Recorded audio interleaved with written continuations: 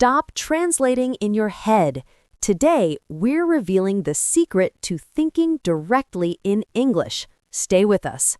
Hello, wonderful learners. Welcome to Easy English Lessons and Podcast, the place where English becomes natural and easy. I'm Sarah. And I'm David. Good morning, Sarah.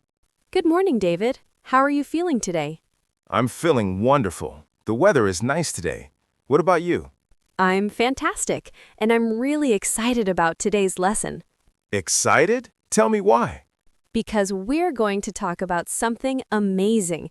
We're going to show everyone how to train their brain to think in English. Wow, train the brain. That sounds like a big challenge. It sounds big, but actually it's quite simple. Anyone can do it. Anyone? Even beginners? Yes, especially beginners. We'll show you easy steps today.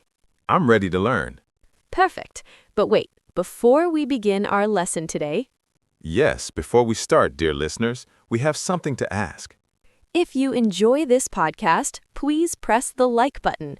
That little thumbs up really helps us.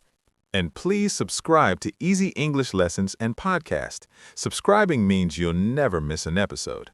And one more thing, share this with your friends who are learning English. Share with your family, your classmates, everyone. Sharing helps other learners find us. Okay, Sarah, I'm ready. Let's train my brain. Excellent. So, David, let me ask you something. When you want to say something in English, what happens in your head? What happens? Well, first I think of the word in my native language. Yes, your first language. Then I search for the English translation in my mind. I translate the word. Then finally, I say it in English. Exactly. This is what most learners do. But David, is this fast? No, it's quite slow. My brain gets tired. Yes, your brain is doing double work. Think, translate, speak. That's 3 steps.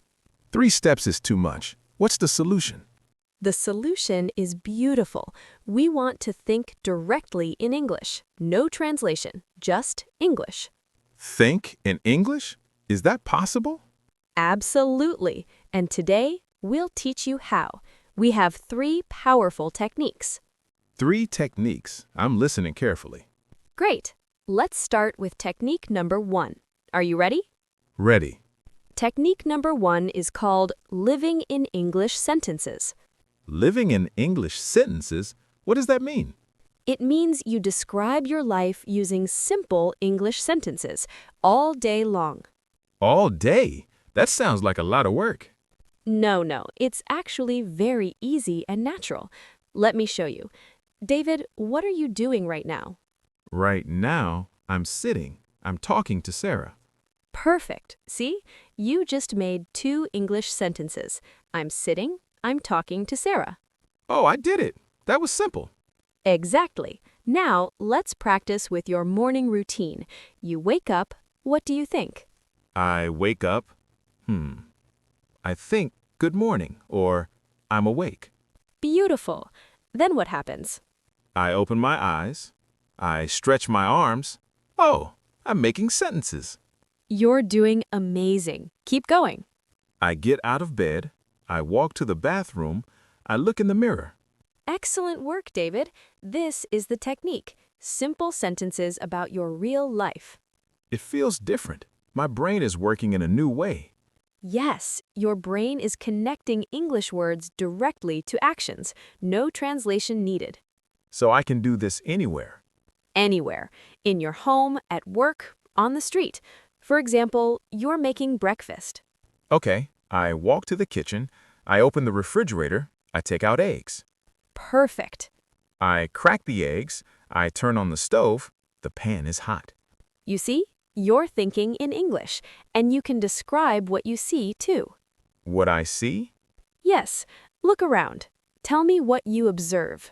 I see a microphone. The microphone is black. I see a notebook. The notebook is on the table. Wonderful. Now describe feelings. I'm happy.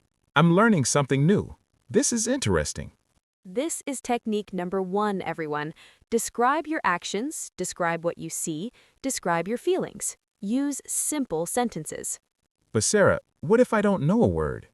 Great question. If you don't know a word, use simple words you do know, or describe it differently. Can you give an example? Sure. Imagine you don't know the word refrigerator. Okay. You can say the cold box or the food box, simple words that you do know. Oh, that's clever. Use what I know. Exactly. The goal is to keep thinking in English. Don't stop to translate. This technique is practical. I can start today. Yes, start today. 5 minutes in the morning, 5 minutes at night. Small practice, big results. Okay, technique number 1. Live in English sentences. What's technique number 2? Technique number 2 is very important. It's called feeding your brain. Feeding my brain? Does my brain eat food? Ha! Not real food. English food. Your brain needs English input. Input? What's input? Input means English that goes into your brain, through your ears and through your eyes. Through my ears. That's listening. Correct. And through my eyes, that's reading and watching. Exactly right. When you listen to English, your brain learns patterns. Patterns? What patterns? The patterns of English, how we make sentences, the rhythm, the flow, like music. Oh, I understand. Like I'm learning a song. Yes, that's a perfect comparison. Your brain hears the same structures again and again. So what should I listen to? Well, first of all, podcasts like this one. Easy English lessons and podcast? Yes, we speak clearly and slowly. We use simple vocabulary. This is perfect input for your brain. What else can I listen to? Music is wonderful. Find English songs you enjoy. But songs are sometimes very fast. I don't understand everything. That's okay. You don't need to understand every word. Just listen and enjoy. Your brain is still learning. Really? Even if I don't understand everything? Yes, some songs have very simple lyrics. They repeat the same words many times. Like love songs? Exactly. Many love songs are simple. I love you, you love me, we are happy. Simple and repetitive. Repetitive is good for learning. Very good. Your brain hears the words many times. The words become familiar. Okay, podcasts and music. What about watching? Watching videos is excellent input, but choose carefully. Why carefully? Because some videos are too difficult. Movies can be very fast. The actors speak quickly. They use slang, idioms. Yes, I watch movies and I'm confused. I pause every minute. That's frustrating, right? Very frustrating. So instead, watch videos about topics you love. Topics I love? Yes, what do you enjoy? What are your hobbies? I like fitness. I exercise every day. Perfect. Watch fitness videos in English, exercise videos, workout tutorials. Oh, that's a great idea. The instructor says, lift your arms, and I see the action. Exactly. You connect the words with the movements. This is powerful learning. I also like cooking. Excellent. Cooking videos are fantastic for learning. The chef says, I chop the onions, and you see them chopping. I add salt, I stir the pot, I taste the soup. You've got it. The language is connected to real actions. Your brain remembers better. What if someone doesn't like cooking or fitness? Find your passion. Do you like animals? Watch nature documentaries. Do you like technology? Watch tech reviews. Do you like travel? Watch travel vlogs. Yes, the important thing is interest. If you're interested, learning is fun. If learning is fun, you continue. And if I continue, I improve. Exactly. So technique number 2, feed your brain with English. Listen to podcasts, listen to music, watch videos about your interests. How much should I listen and watch every day?